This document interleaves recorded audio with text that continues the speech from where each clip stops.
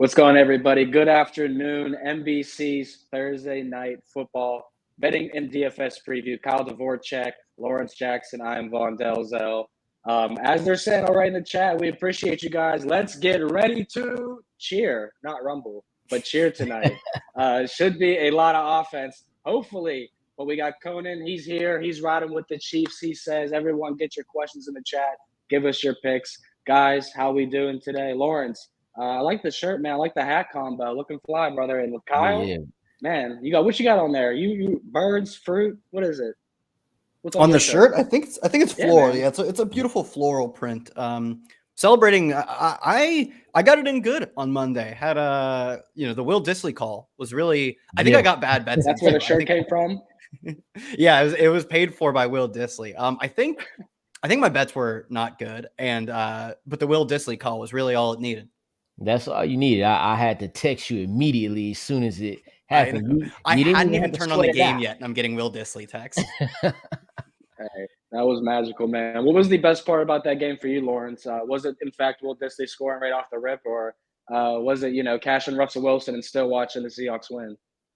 Yeah, pretty much it was that. It was a good, man. I was happy for Geno, man. You know what I'm saying, man? He came out there hitting on all cylinders. It was a close game, just like you had said it would be, and then we got, the hilarious decision at the end by Nathaniel Hackett to waste almost a minute off the clock just to miss a 65-yard field goal. Like, you can't make this stuff. We are getting some, we getting some entertainment in these primetime games early on in the season, and I definitely expect it to continue tonight.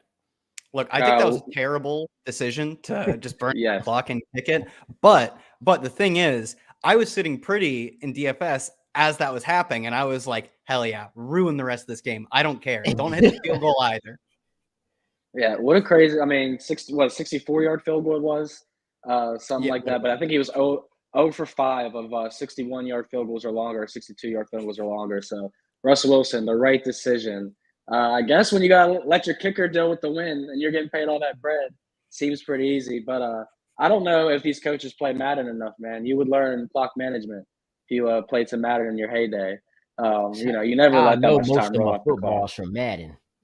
You never get to let that much time roll off the clock. But you guys already got a bunch of questions in the chat for us, so we'll get to a couple of them. Ricardo, what's going on, brother? Let's get it today. Definitely going to be an interesting game with wide receivers for fantasy because a lot of people are going to be high on a bunch of them. A lot of people have numerous Chiefs receivers, so pick two of these guys. MVS, Thielen, Drake London, Deebo Samuel, or Curtis Samuel. Not sure which one. Yeah, that could be either Samuel, because now that Curtis Samuel done came about, now we got to ask that question. Is it Deebo? But it could be Deebo because the offense looks so bad, and now he's a running back. I feel like it's Curtis, though. It's probably Curtis, right? Probably. That would be my guess. Yeah, I think Deebo. It would help if he had Deebo. He needs Deebo. That's the Samuel he needs out of this foursome here. Yeah. I'll tell you what, I might go the last two right there. Whether it's Deebo or Curtis, it don't even matter. I would go Drake London and Samuel. No matter which Samuel it is, Samuel L. Jackson, whoever, give me Drake London and Samuel as a two. Have you given up on Adam Thielen then? Or are you just out on Adam Thielen after 1 week? He's dust, man. He's like 30 and has the best receiver in the NFL taking targets. Yeah, I mean, it was crazy to see the Vikings do what they did. In Adam Thielen, not how he catch them cheap red zone touchdowns. He ain't do that. So give me Drake London, man. He looked good as a rookie. So Kyle, of course, I want you to answer this too, but I'll one up that question then. Would you rather have, or if you have Adam Thielen in fantasy right now and KJ Osborne is a free agent, would you rather have him then? No, I'd still take Thielen. I mean, but the thing is, they're all dust. It's just going to be the Justin Jefferson show. I think Thielen will pop up.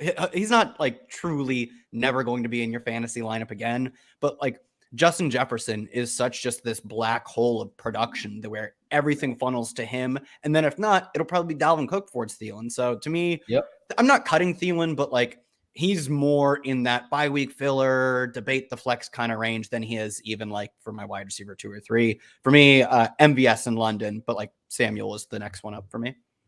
Yeah, you are a big MVS supporter. That's been apparent so far on this show. So we'll see what happens tonight. And if you're going to be talking about him some more, this is an interesting question. Definitely, it's gambling related. Justin Herbert's passing under, Austin Eckler rushing over.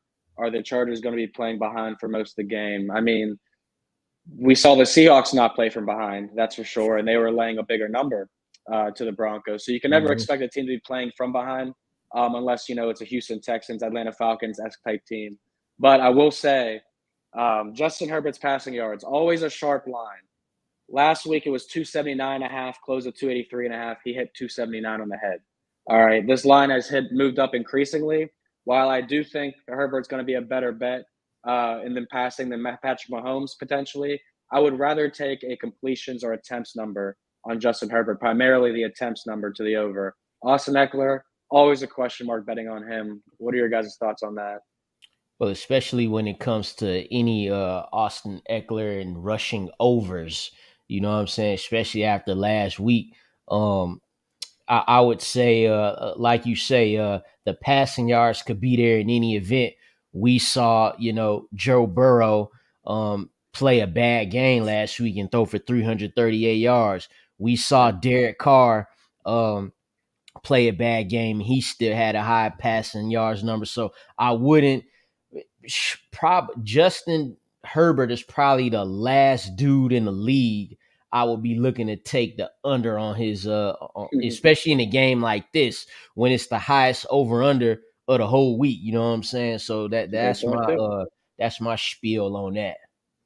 Yeah, I'll just give a take on Eckler because I think, like you said, Herbert does seem to have a pretty efficient line where he's at. But Eckler, if you like the rushing yards over, you can actually get this is on DK Sportsbook. You can find it on others, but DK was the best odds. Eckler to lead the game in rushing yards at plus 125, and he's definitely Mhm. seems more like a committee back. Like they got some Josh Kelly and some Sony Michel run. But the thing is, the other side is even more committee backs should be even pass heavier, despite probably winning this game. And Eckler is just so much more talented than any other running back, at least, that will take the field in this game, that I think he should be like minus 110, minus 105 to lead this game in rushing. So to get him at plus 125, I think it's kind of a slam dunk. And other books have him at like plus 100, perfectly even him versus the field. And I also think that's about fair. But if you can get plus money on it, I think there's some edge there. I think that's an excellent bet. I'm looking at his props right now up on DK, all the props for the rushing in this game. 52 and a half for Austin Eckler sitting right now. That is the highest total of all the running backs. I feel like he's by far the safest guy to lead the game in rushing. I'll be talking about Clyde Edwards-Helaire, his rushing prop today, because I am on the under. But primarily in that first game for the Chiefs, 63% of their games, or 63% of their plays, were dropbacks. And they won that game by over 3 touchdowns. That's very interesting. But when you have Patrick Mahomes as your quarterback, like, why not drop back every single play you can? And when you have Clyde Edwards-Helaire and McKinnon and company at running back, it's an incentivized to throw here. So I could see all the running backs struggling in this game. And another week, what did we talk about? It was Thursday Night Football for the Rams and the Bills, and we said we wouldn't touch any running backs. Similar situation in this game for me, in my opinion. I wouldn't want to touch any of these guys. So David Montgomery for DK, full PPR. Yeah, I take DK. I would do that. Sure. I would do that. Now DK Metcalf, he didn't had number 36 receiving yards, but you saw the 7 targets and he caught all of them. You saw him catch it strong hands. He got Patrick Surtain draped all over him. If we talking PPR, definitely definitely get DK, and then that's probably your third receiver on your team, which you like that even more in that particular situation. Yeah, I'm not off. I mean, the game was weird. The San Francisco versus Chicago game was like flood level conditions in that game. So I don't want to take too much away from it. The biggest takeaway for me was that they used Khalil Herbert. Not only that, but they used him in the red zone. He actually scored the only rushing touchdown of the backfield. So I think Montgomery is more of a committee back than we'd like to admit. And he's on a team that, like, at best case, like, they did some stuff. They like used extra play action, for Fields more. He got some more design rush attempts, but they're still not going to be that good of an offense. I think they'll improve. I hope they'll improve because I like Justin Fields, but they're going to improve to being one of the worst to a below average, right? And that's a step in the right direction, but we don't want to target them this year. And I think from what we saw from Geno, like, I actually am more sold on him as like a legit game manager. Nothing special, but I'll take like the number one alpha on a game manager team then I'll take the committee back on maybe even like sub game manager or maybe about the same level. I just don't want these committee backs, and I want like alphas. Done called my boy, well, not my boy, but done called that man Dave Montgomery committee back. Ooh, it's getting wild out here in these streets, man. Poor guy. I mean, he's a poor guy for sure, but when you're on the Bears, poor team. It's not just poor guy. That's a fact. But poor fan base. Feel bad for him. Yeah, everything. I mean, the new helmets they're getting this year, though, are pretty dope. Like, I like those a lot. So you guys will hang your hats on those ones. Literally hang your hat. Mike Williams sounds like a cheat code for gambling. 55 yards and 1 touchdown tonight. Interesting. Think about it again. This is one of the players everybody's going to be on tonight because Keenan Allen's out. So he immediately, to me, is a guy that I'm staying away from. I'm giving a special shout out here because my first touchdown pick for tonight is going to be Mike Williams. But it's not truly my pick. It's one of my best friend's 30th birthday to me. I told him, I got to give you a birthday present. So you get to give your first pick and a shout out tonight. And he said Mike Williams. So we're riding with Mike Williams to do that. But other than his yardage, I'm not touching that. I mean, if Mike Williams get a touchdown, it's a good chance he hitting that over 55. Good point. I do think those are like more correlated than like Travis Kelce for this player, right? Over. Yeah, because he's a guy who like will lead the week in like end zone targets, which really end zone targets just means you got targeted from way downfield all the way into the end zone, as opposed to red zone targets, which is like from 5 yards out typically. So that's a good point. Those two do like correlate, obviously like getting yards and scoring correlate, but more so for someone who's a deep threat than someone who is like Juju, right? I think that's a great point. I'm definitely riding with that one. Let's have some fun here with James. James, a final score tonight. What's your score gamey, guys? What you got? Give me see, I want to go right under that, and it's 54.5, right? Give me the it's not under. Give me the Chiefs 30-22. 30-22. 30-22. 22 is an interesting score. Yeah, I wonder scoregami. It's scoregami. I ain't feel like saying 21. I gotta work on my Italian. They're gonna have to go for 2 at some point or something. They're gonna have to go for 2. Yeah, how do you get to 22? You gotta go for 2 on the third touchdown. It is a divisional game, so there's gonna be a lot of weirdness going on in this one, I think. I'm going 26-20 Chiefs.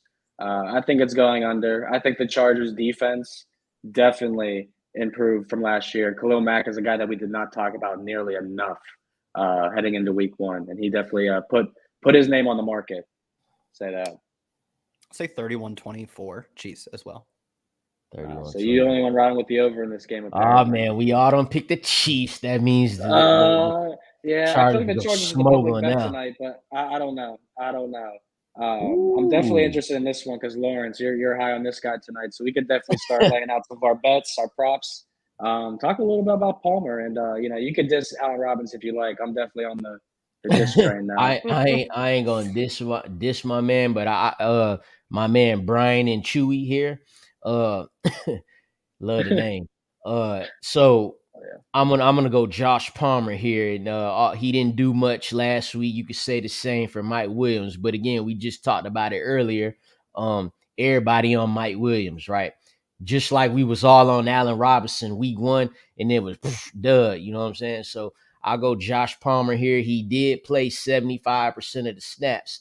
DeAndre Carter scored the touchdown last week, right? But only played 37% of the snaps. So I'm definitely in on this over for Josh Palmer at 45.5, because simply it's got to come from somewhere if they're gonna go toe to toe with the Chiefs here. Like, I mean, is Mike Williams gonna go for 200 yards here tonight?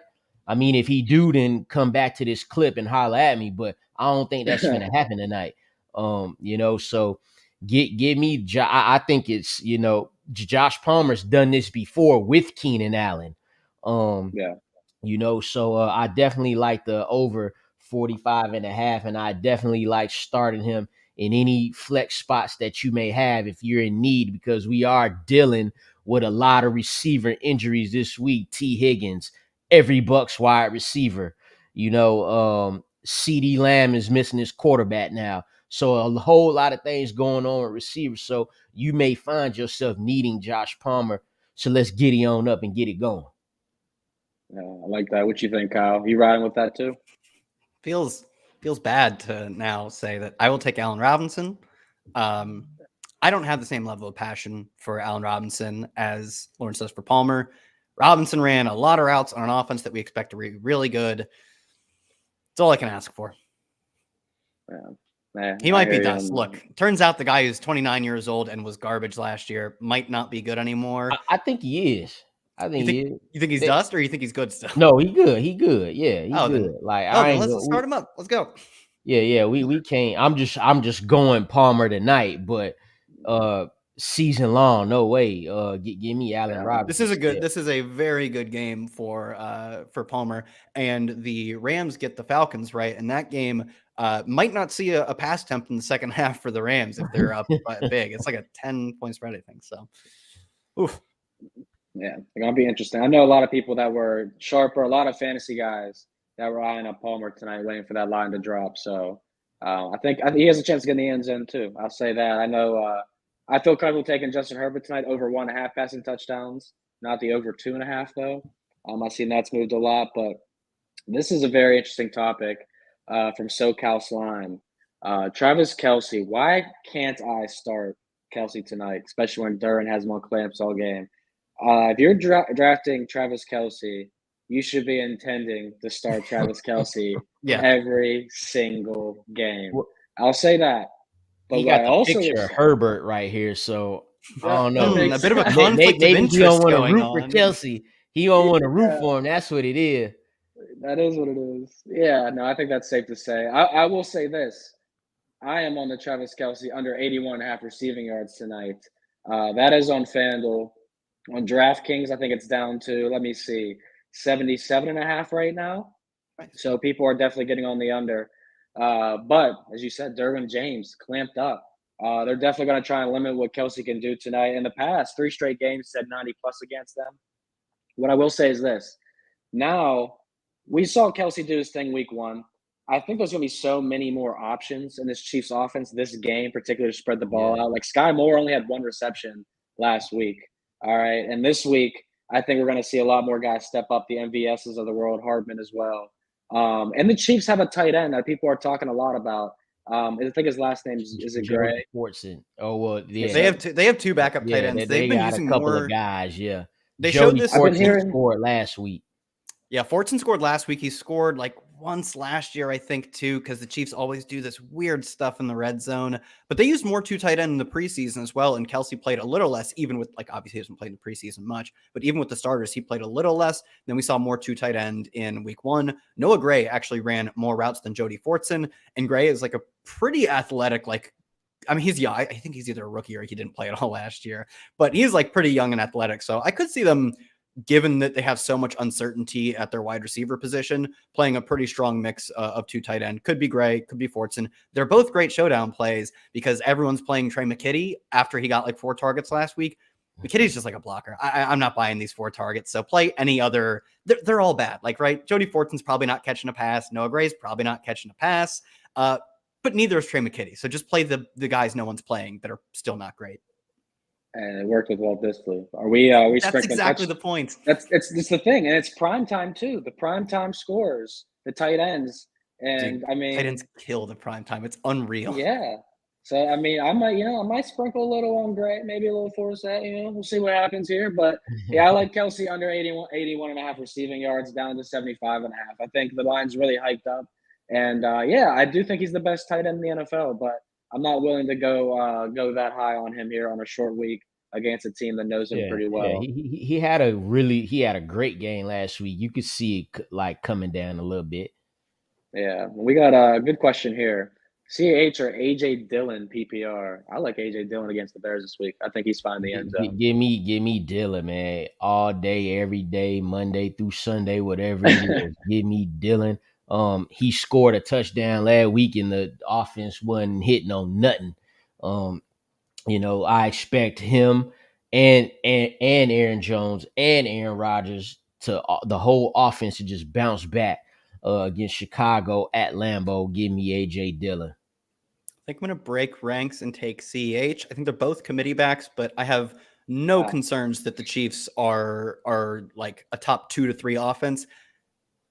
Packers were garbage last week. They were not a good team. Their offensive line was, but still also maybe banged up. They're missing Bakhtiari, Elton Jenkins. They also lost one of their guards in the middle of the game. I think it's their left or right guard. Well, there's only 2 guards, so it has to be. You got to remember too. Now, last year week 1, the Packers got spanked too, even worse by Jamie. Like it was bad. That was awful. We was like, should Aaron Rodgers retire at halftime like Vontae Davis? That's what we were thinking, So I think they'll be bad. They'll be all right. They'll be better for sure. And they do appear to be getting healthier. Like at a minimum, they're getting Alan Lazard back. Well, it looks pretty likely at least. Which it's very clear that the receivers were not on the same page as Rodgers. Christian Watson, his debut target drops probably like a 30-yard pass, but he had green. It was gone, 75 yards. That might have changed the whole game. Doinks it off his hands. And then Romeo Doubs even ran like a bad route that Rodgers was not happy about on that same drive. Yeah, I'll say this about the Packers. If you remember anything about the Packers, like you said, they lost the week 1. They bounced back with an 18-point win in week 2. The Pack, go back to the regular season. They have not lost back-to-back games in the regular season since 2018. And if you look at the 11 games following a loss in the regular season, guess how many of those games they've covered? 11. All 11. And Aaron Rodgers, guess who he owns? The Chicago Bears. All day, 22-5 money line, 20-7 ATS. Go Pack, go on Sunday. Throw the Packers guys in your DFS lineups, your fantasy lineups, and bet on them. I got the Pack in my pocket. That's all I'm saying. I'm with it. All right. They calling AJ Dillon Thunder Thighs. That ain't nothing but the truth, brother. Miles Sanders here for Allen Robinson in a dynasty. We get some dynasty talk. What do you think? Ooh. I'd still take Sanders. Like, there's a decent chance we're over the hill for Robinson. Whereas, like, Sanders still looks good, and I think he's got a shot to be like not highly coveted free agent, but a coveted free agent, the way sort of Chase Edmonds was. There's a chance we're sort of nearing the end for Allen Robinson. As much as I like him, and I expect to bounce back over this 1-year stretch, but more than 2 years out, I do struggle to see like the 30-year-old receiver coming off of a bad season, like doing a ton over the next 2 or 3 years, where like Sanders still seems to be talented, even if his team doesn't like him.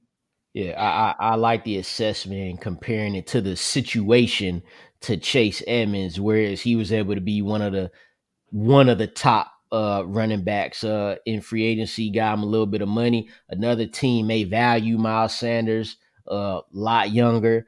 So Jay Dilly, baby, ride with Miles Sanders. If you got the trade offer already, smash that immediately. Yes, let's ride it. I like that. I don't like either player, but I like that take. I'll say that. If Allen Robinson doesn't score this weekend, we're done talking about him next week. Honestly, no questions about Allen Robinson, people.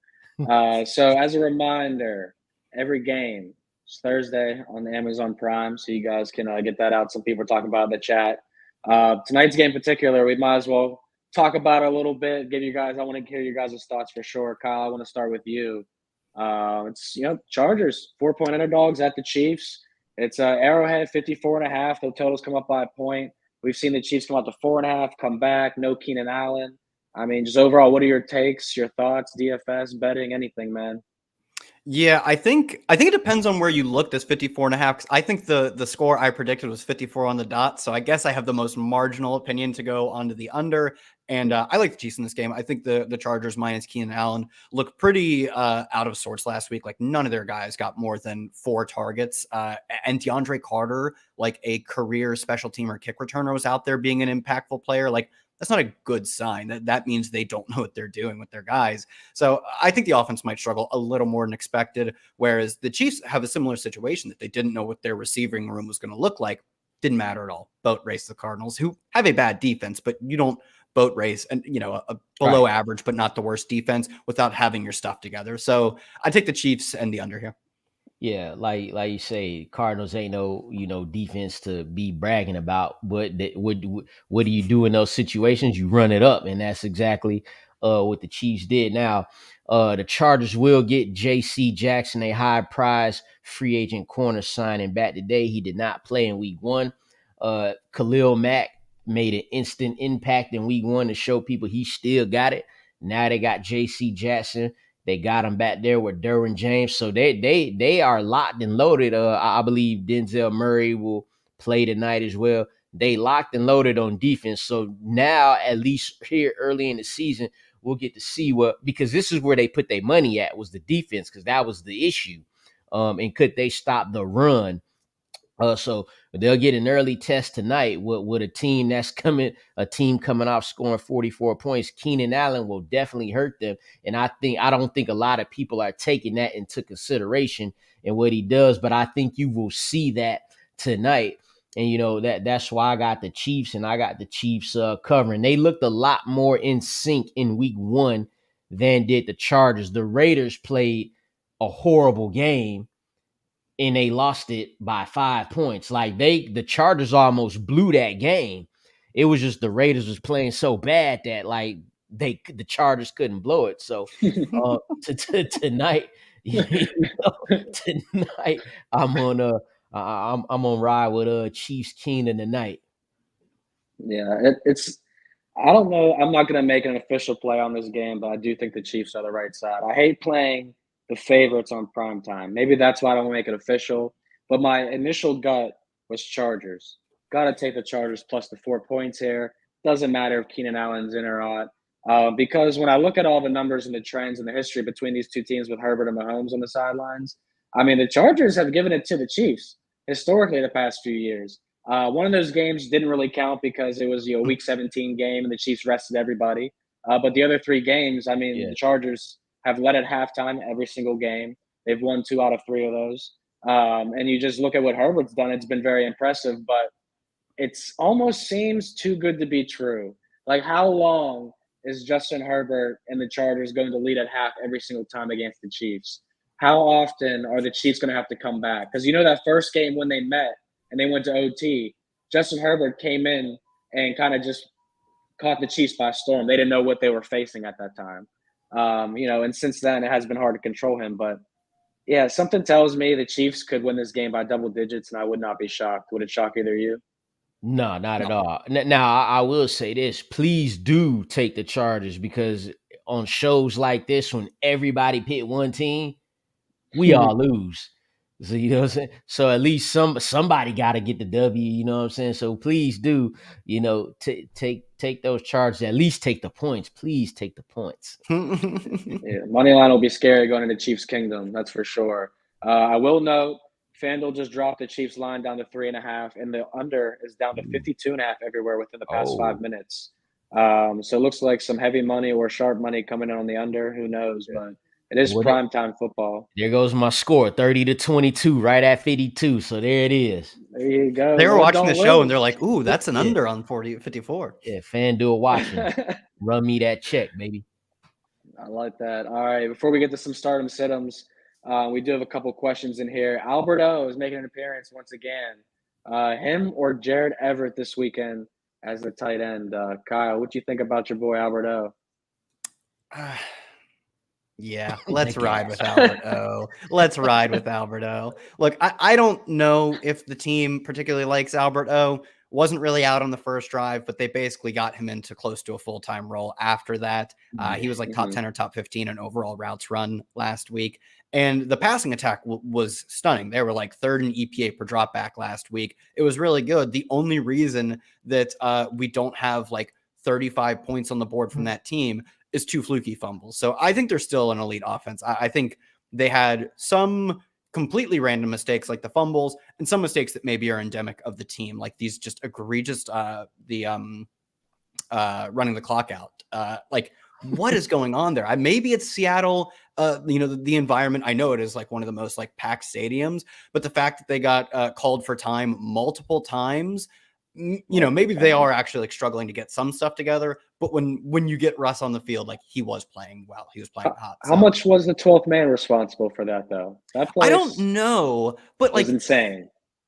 I can't remember the last time I saw a team just like bungling the dumbest high school level stuff like that.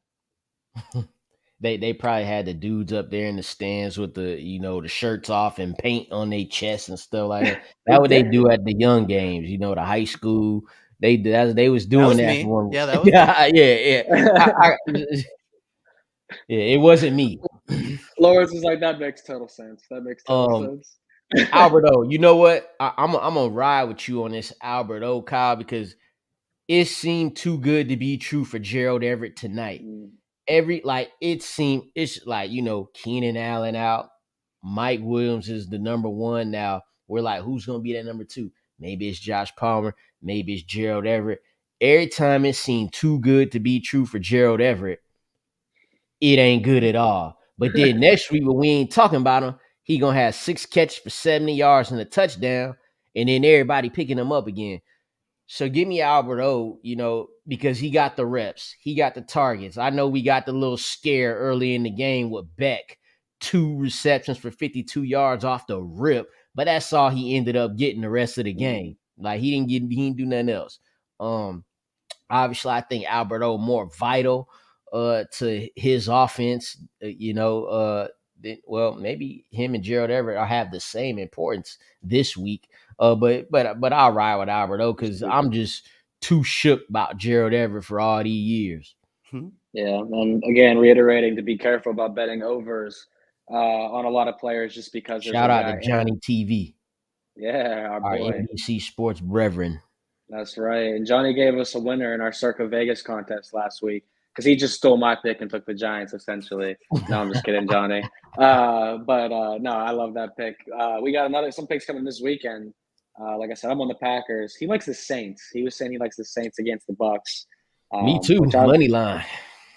The thing is, though, Tom Brady 0-4 ATS and on the money line against the Saints in his career with the Bucks.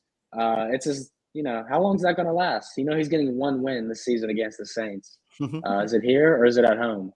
Well, Saints receivers have just been brutalized in the past week, too. They lost Godwin. Evans, I believe, got downgraded to a DNP on what either today or I guess it would have been downgraded today.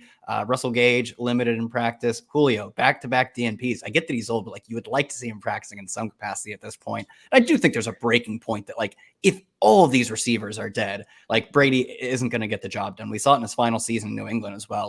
This is his worst season of his career, and it wasn't because he was bad. It's because 31-year-old Julian Edelman was his only pass catcher of note. That's just not enough, even for Brady. Fire up Brashad Perryman. Hell yeah. Yeah, for sure. Shout out to Moses Vega. Shout out to Gerald. LA, let's go. Let's go, baby. Drop them in here. There's some good fantasy questions in here. I'm trying to see which ones be the most appealing to talk out. So shout out to Billy. Flex. Billy.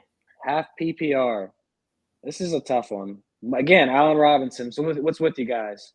Cordero Patterson and Devin Singletary. Give me Daryl.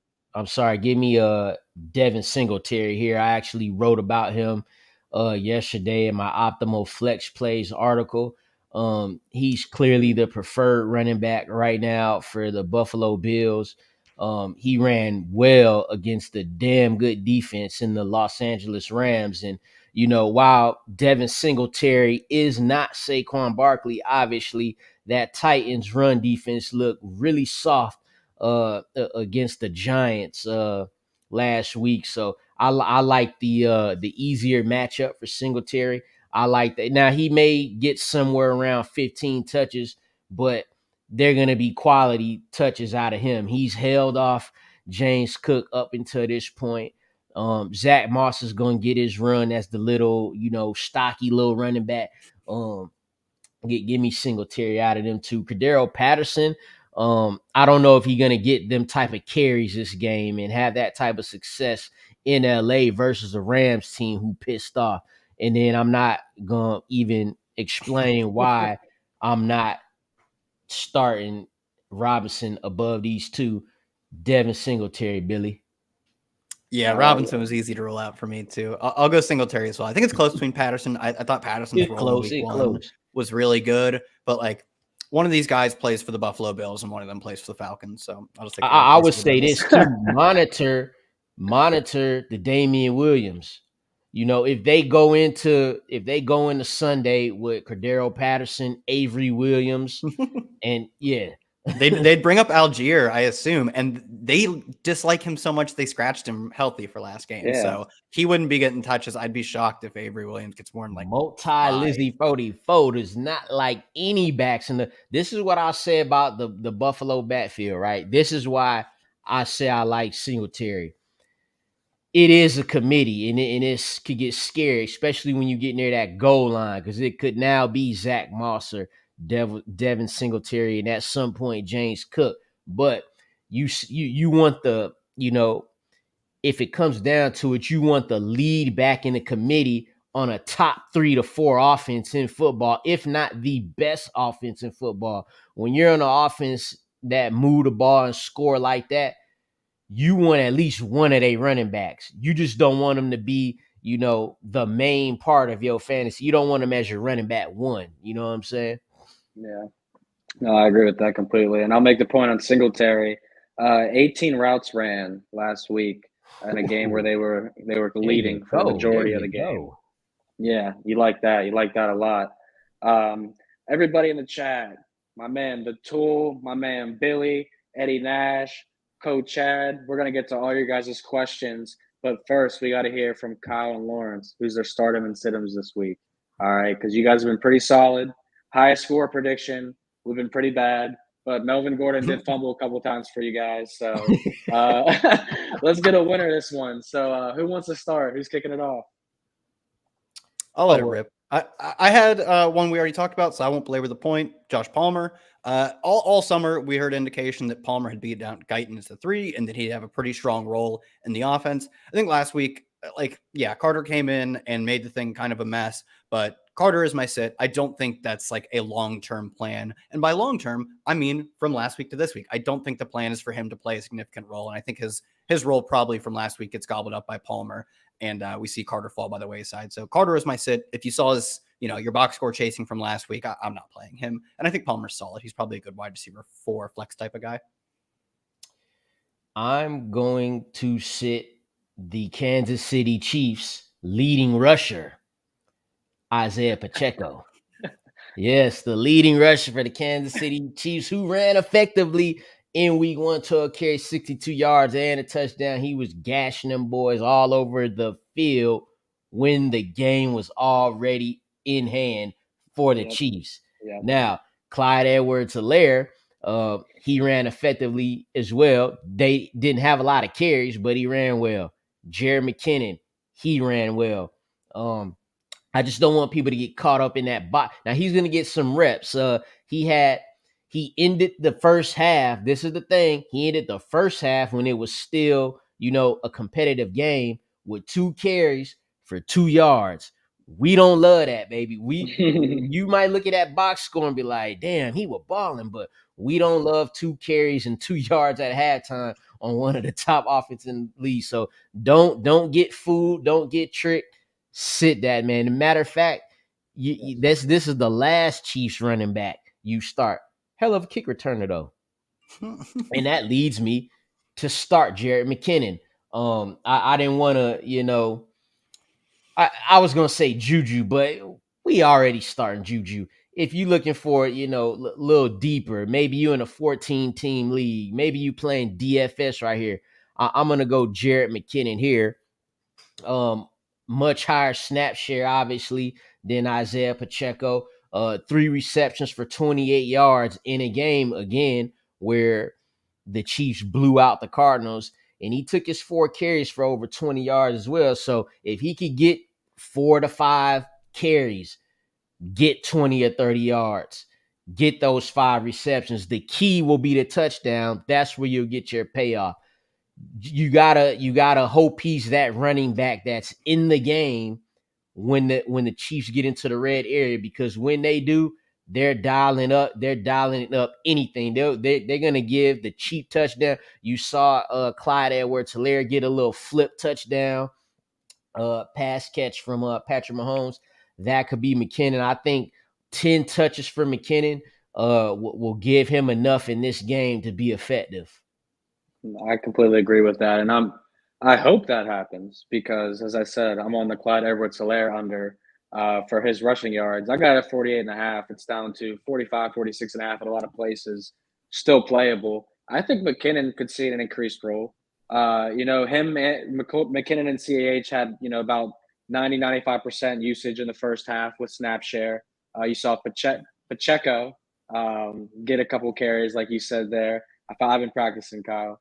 And I think CAH is not going to have nearly as much opportunity to run the ball against Khalil Mack and Bosa as these guys as he did last week against a Cardinals defense in front seven looked atrocious without Chandler Jones. They're a completely different defense. So CAH might get an opportunity in the passing game, but with McKinnon, I don't know if he's going to have that exposure anymore. So I'm kind of feeling like those two are going to kind of take control, and we'll see Pacheco. I almost got it. Make his run at the Chiefs starting backfield, later in the season. But right now, I think McKinnon's the guy. So I'm riding with you, Lawrence, and I already faded Clyde Edwards-Helaire. So I like that.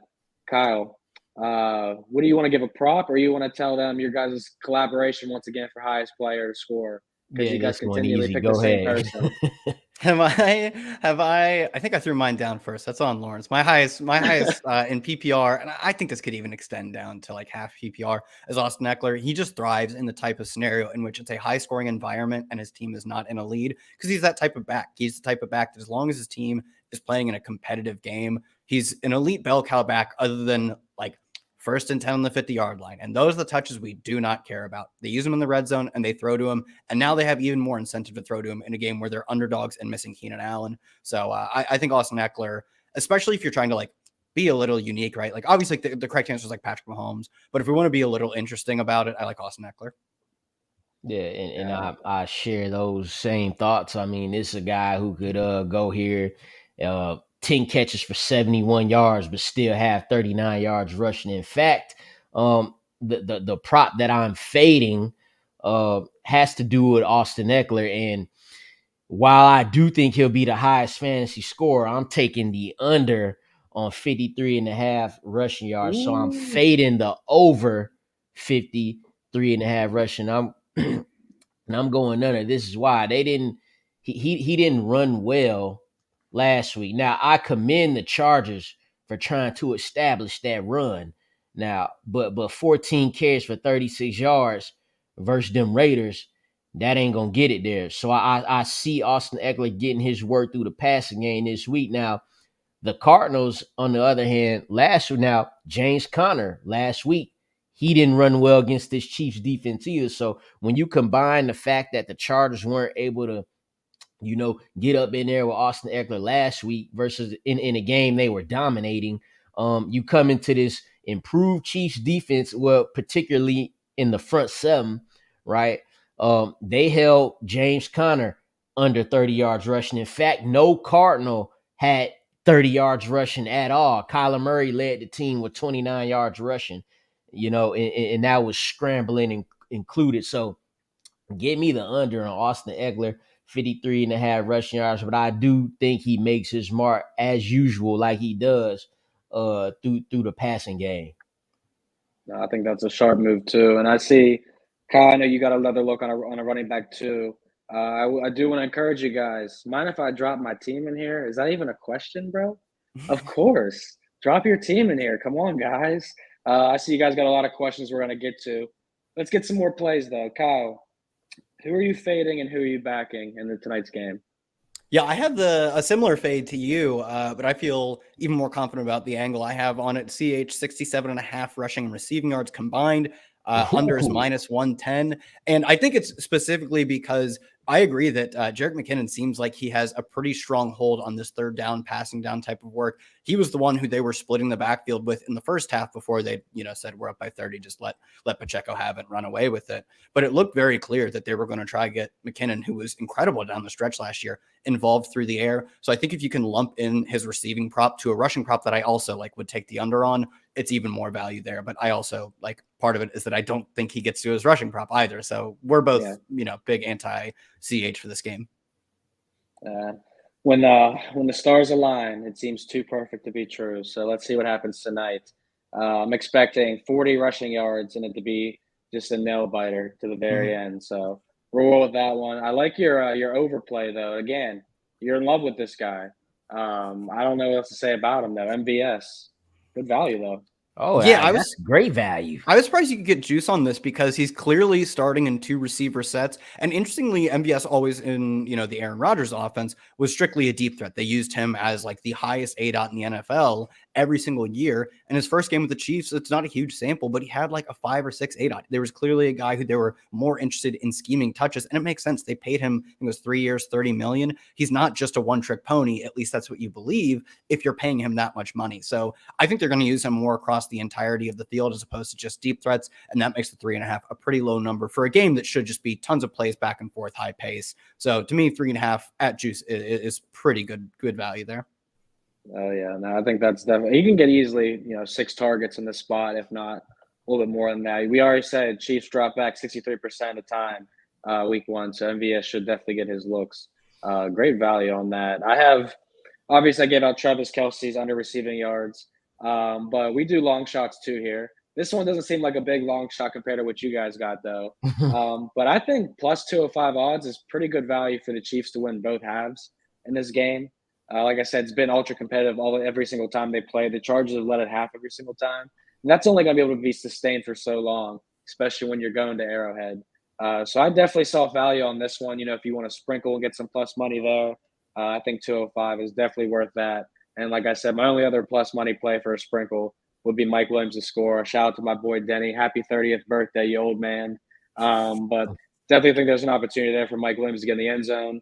Wouldn't be my pick, but who wins first touchdown picks on a consistent basis? Not me. So what do you guys got? Who's your first touchdown scorer, Lawrence? I'm going Juju.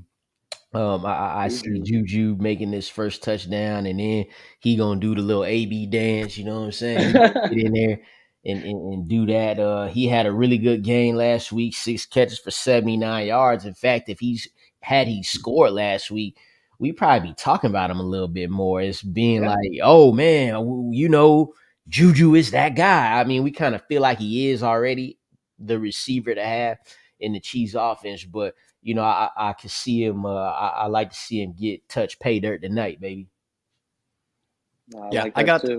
I got Austin Eckler. I was a little surprised that he was plus 750. I think there's just such a gulf between him and the rest of his team. Obviously, they're not the team that's projected to score first. They're slight underdogs, unless there's a deferred tendency. Maybe the Chiefs do have a deferred tendency. I don't know. But unless there's something like that, I think he just has such a gulf between him and the rest of his teammates as a touchdown scorer. And we saw that last year was, I believe, tied league leading NFL in touchdowns. They throw him in the red zone. They run with him in the red zone. I'm not really concerned about his backups. No, I like that one too. Going with a running back to score first that has an ability to rush or receive, I think is always a pretty good look with that one. Let's get back to some of the viewer questions here because I see a guy in here, the tool or someone, a guy telling us we got to hurry up. We're moving fast, man. We're doing as best as we can. We're not as fast as the Chiefs and Chargers offenses, my guy. Trying to get these picks, dog. Yeah, you got to get these picks, my man. So we got a couple of teams in here who they finally dropped their team. Elisa Louis, I think I pronounced that right, but definitely a deep team. Give you guys a second to look that over here because I know it's going to take a second. But I will say this is the season not to get duped in trades. I got a trade offer today, Jonathan Taylor. In return, I get Mike Williams and Alvin Kamara. Just because Keenan Allen is not playing today does not mean I will accept a trade with Mike Williams in it. A lot of people should be feeling the same way. Do not fall for the tricks of others. And why these guys get their thoughts together, remind you, if you did it last week. Go ahead, Lawrence. Go ahead. I got a trade offer today, like for Kyle Pitts. Like Kyle Pitts on my team, right? And I was like, bro, you clearly don't watch any of my content. the trade included Dallas Goedert and Jahan Dotson, $10 of them free the bidding $10. Money. I was like, well, I'm gonna do with $10, man. What I'm gonna do with that?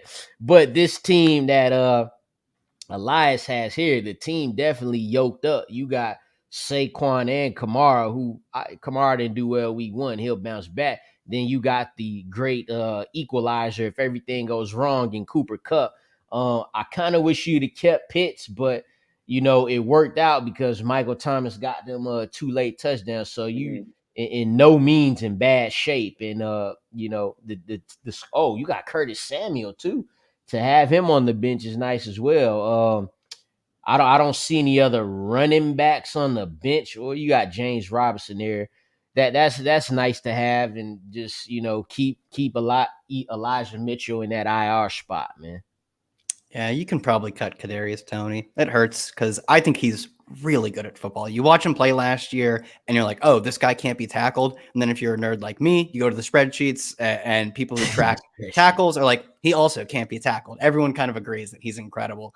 And we got a report from practice that he's like running with the backups. Like, I don't know if it's a coaching thing. I don't know if it's a him thing. The last staff also didn't quite seem to like him, so maybe it's a him thing. You don't want to give him like a couple weeks or nothing? I mean, I'm giving him this week in practice, and the team's like, no, he's a backup. He's a backup. They used Richie James over him. Richie James is like, I honestly didn't think he was in the league. It's incredible. Well, when I seen that on the game, I was like, what's going on here? Dude. Like, this is my wide receiver 40 who ain't playing right now. It's brutal. I really just don't think they like him. Do you not know this guy went for 189 in a game as a rookie? Dude, he's so good, and they just don't care. Like, and at the end of the day, they won. That he even Kadarius Toney said it himself. He said, if I play 2 plays, 1 play, and we win, and I ain't saying nothing. I'm sure he's loving it. Yeah, he's probably still pissed off, but he's saying the right thing. Mm-hmm. Yeah, no, he played the right way too. I was definitely impressed. You know, but when you got Kenny Galladay as your number 1, someone's got to step up in there. So I'm glad to see it was him. But this question's from me. All right, to you two. To anyone else who has an opinion in the chat, please do it, because I was an idiot and took Dak in 2 out of 4 of my leagues instead of Russell Wilson. Just because I don't know why. I just was feeling Dak, so I did it. Now I'm in a position where both of these leagues I have to pay. I have a budget for the waivers and everything. So my options now in a $200 league is Carson Wentz, Jameis Winston, Daniel Jones, Matt Ryan, Goff, Mayfield, Trubisky, or Mariota. Guys, seriously, help. Seriously. I might go with Mariota just because this is the only one you name that run. But this sounds like you're gonna be quarterback streaming for the season. Got to play the matchups, and you know, for this week I say Carson Wentz because they got the Lions. And the Lions offense could fight back, but they defense not, and that's what you want in fantasy. It's same thing for the Commanders. They offense gonna fight back. They defense is not. So this week I would say Carson Wentz out of all. Definitely not Danny Dimes. Definitely not that. No weeks. No, that was my last choice. I went with Mariota. Well, I tried to. Actually, we got outbid on one of my main event teams. They're like 1,600 buy-in teams that I split with some friends. And you know, we recorded it and made a podcast. And there's a recording that is, there's no way in hell we're ever benching CeeDee Lamb. And after 1 week, we are strongly at the point where we're like, is he even playable anymore? And we stacked him with Dak. So we tried to get Mariota and actually got outbid on him. But I think he is like the best waiver wire option just because of the running, right? All these guys are not good throwers. Like Matt Ryan is maybe the best of the bunch, and he's fine. But only one of them, like Daniel Jones runs a little bit, but only one of them is a true rushing threat, and it's Mariota. So I think he's like the best streaming option that we have for week 2 at least. Yeah, we got some Mariota votes in there, and at least that's what we were saying too. It's because I saw you had Dak, and that's what triggered me thinking about. Somebody said you get Jared Goff for $0. I don't hate Goff. He played okay in the opener. Yeah, he did, but it's true. Good. It's true though. You get him for $0. He did play. He can play well, and you can still get him for $0. Yeah, I mean, I did. Maybe that says something about him. Who knows? I panicked last night, and I was like, I'm just gonna pick up somebody for $1, and I'm not gonna worry about it, and then I'll come back tomorrow when I think about it. Because I was like, I don't want someone to pick up 2 quarterbacks in spite of me or something. You know, like 2 teams. I'm and then that dude that do that. Yeah, people do that sometimes. They're like, they're boys, and they're like, you know what? We can't let this guy win. So whatever. This is probably me thinking I'm better and like bigger than I am now in my league. None of them noticed. Yeah, but So I picked up Jameis Winston for $1, and I like woke up in the morning and I was like, why did I do that? But I mean, yeah, still why'd I do that? So a couple questions here. We'll take. We got 5 minutes left. We'll go over all our plays, DFS stuff. Full point PPR: Palmer, Landry, or Curtis Samuel. Someone also asked, "Are we starting Palmer tonight?" And we are indeed starting Palmer in our fantasy leagues. Man, this tough. I wrote about all of these dudes as optimal flex plays this week based on they opportunity situations in the matchups. I like Curtis Samuel. Those 11 targets and 8 catches is calling my name. But I like Josh Palmer to score more, and you can never like Jarvis Landry. I started him in leagues in week 1, like with confidence. Give me Palmer though. I'm chasing that over under. Give me Palmer, man. Not a better player than Landry or Curtis Samuel, but give me Palmer tonight, man. If I'm gonna go with it, I'm gonna go with it. I'm good, Landry. I think it was close between Palmer and Landry, but Landry's usage was pretty good. He saw either 8 or 9 targets, and they weren't like the classic Jarvis Landry 5 yards downfield. Like Jameis has such a gravity to his deep throwing that even like pure slot 5A guys like Jarvis, they have to go downfield if they want those Jameis targets, and he did a little bit. So I'll go Jarvis here. So I think we might have confused my man Russell right here. So you know what? I'm gonna slide into that Jarvis. Who's Davis? Gabe Davis is in the equation now too. Go with Jarvis Landry. I like that. Go with Jarvis Landry there. We can roll with that. We'll go with this question too. I just received a text, literally, from one of my boys watching the show, and he says, "Good show, but will you trade me one of your receivers, and would you talk about trading them?" Justin Jefferson, A.J. Brown, Jamar Chase, and DeAndre Hopkins are my wideouts. Bro, go somewhere with that. No, just keep on dominating. Yeah, just keep on. That's what I'm doing, baby. So Juju, Palmer, Ayuk, or Dotson? This is definitely a hard question. Kind of like Dotson, man, but Juju. I don't know. Too much hype. Give me Juju. That was my first touchdown score for the day. I like the volume. Even though we riding Josh Palmer tonight, Juju's more of an obvious choice to me. That's why I haven't talked about him as much. But give me that same production and add a touchdown to that, and you'll be loving Thursday night, man. Yeah, truly for that. Smash the like button for all the boys. We definitely appreciate you guys watching. A couple minutes left here. Full point PPR, Palmer, Landry. We just got this one. Hop to Zachary Martinez. I think I saw this one earlier, I think. I'll put it on the screen. Let's see. Zeke, Cordero, Chase, Curtis, Devonta, Julio. I need to pick an RB2, so I have to pick one running back and then 2 flexes. I love the multiple flex spots. I think multiple flex spots is so good. That as well. RB2 for me, I'll take CPAT here, and then the flexes are Zeke. Man, that offense can be so bad. Cooper Rush is not good. How could Cooper Rush be your backup quarterback? I will go Rudolph. It'd be better. Not by a ton, but it'd be better. I will go CPAT, Zeke, and Julio. Julio looked good. You have to check NBC Sports Edge or Roto World for Julio updates because he didn't practice today or yesterday. But if he does end up, getting a limited session in on Friday, he looked good. He had over 3 yards per route run. They really wanted to get him the ball too. 2 carries. He has not had 2 carries in a game since he was a rookie. I believe that was 2011. That is so long ago. They want to get him the ball, and he was efficient. He looked good moving down the field. So I like Julio this week. And then CPAT, as disgusting it is, I guess Zeke for the other one.